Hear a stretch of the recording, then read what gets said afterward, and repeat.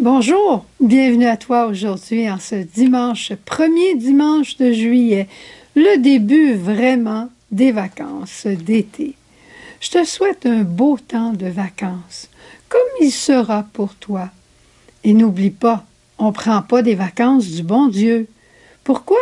Parce que Dieu est amour.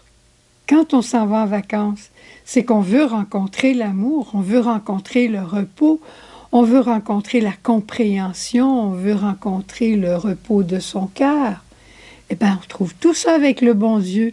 Alors, s'il y a un temps, puis il n'y a jamais de temps, mais ce n'est pas le temps de mettre le bon Dieu de côté. Tu comprends?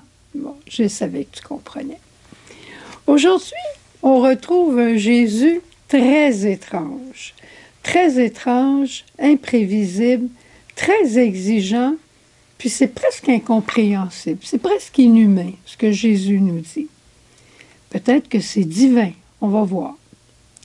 Jésus dit à ses apôtres, comme à chacun de nous, « Celui qui aime son père ou sa mère plus que moi n'est pas digne de moi, et celui qui aime son fils ou sa fille plus que moi n'est pas digne de moi. » Eh bien, l'amour d'un père ou d'une mère pour son enfant, c'est ce qu'il y a de plus grand.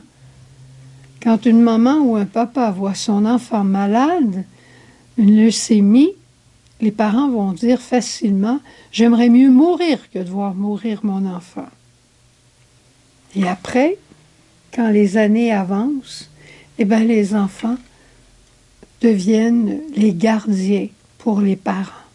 Et d'aucune manière, ils ne veulent les voir souffrir. C'est vrai. Je me souviens un jour que j'étais dans une situation où je partais en mission. Quelques jours avant mon départ pour la mission, mon père tombe malade, infarctus, à Institut de cardiologie. Puis là, j'ai dit, qu'est-ce que je fais? Je pars ou je pars pas? Je parle à la sœur Jeanne, elle me dit, tu es libre, fais vraiment ce que Jésus te demande de faire. Si tu pars, par contre, tu dois rester à la mission pour 3 semaines, le temps de la prédication. Si tu décides de ne pas partir, je vais essayer de trouver quelqu'un, mais dis-le-moi. J'étais dans tous mes états. Laisser mon père à l'institut alors que le médecin me disait qu'il ne savait pas s'il était pour passer à travers cet autre infarctus, je me disais, ça n'a pas de bon sens que je laisse papa. Papa, c'était le héros de ma vie. Et d'un autre côté, je me disais, qu'est-ce que Jésus attend de moi? Qu'est-ce que Jésus, l'époux de ma vie, me demande? J'ai prié et j'ai décidé de partir. Mais là, il fallait que je dise ça à papa. Alors, je m'en vais à l'hôpital rencontrer papa. Puis là, il me dit, je pense que tu t'en vas pour Haïti bientôt. Là, j'ai eu un moment d'hésitation. J'ai dit, bien, je... Puis là, mon père m'a regardé. Imagine-toi, il m'a regardé puis il m'a dit, Suzanne, toi, le bon Dieu t'attend en Haïti et moi, il m'attend ici à l'hôpital. Remplis ta mission, je vais remplir la mienne. Jamais, jamais mon père ne m'avait parlé comme ça. Je suis partie pour cette mission avec une grande liberté, avec une paix du cœur. Le bon Dieu avait accueilli mon oui, j'avais choisi Jésus. Et il a donné à papa les paroles qu'il fallait pour me confirmer, mais en plus pour me réconforter. J'oublierai jamais cet événement. Mais par contre, en revenant à Jésus avec ce qui est étrange, il n'y a pas un chef religieux, il n'y a pas un chef de d'autres religions qui va nous demander de l'aimer plus que les liens de famille. Mon père, ma mère, mes enfants, c'est ce qu'il y a de plus sacré. Et Jésus continue dans ses exigences. Celui qui ne prend pas sa croix et qui ne me suit pas n'est pas digne de moi. Quand on pense à croix, on pense tout de suite à souffrance, à maladie, à mort. Mais qu'est-ce que Jésus veut tellement nous dire dans cet évangile? La suprématie de l'amour, celui qui prend sa croix.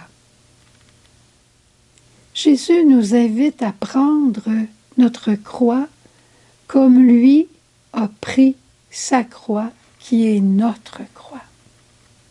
Jésus, quand il se levait le matin, il disait pas « Bon, comment je pourrais faire aujourd'hui pour avoir plus d'argent? Comment je pourrais faire pour être plus confortable? Comment je pourrais faire pour être plus populaire, pour être plus aimé? Qu'est-ce que je pourrais faire pour avoir un très, très bon repas?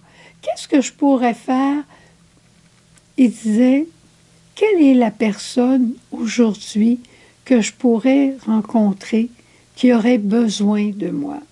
Qu'est-ce que je pourrais faire aujourd'hui? Qu'est-ce que je pourrais dire aujourd'hui qui viendrait réconforter une personne qui ploie sous le fardeau?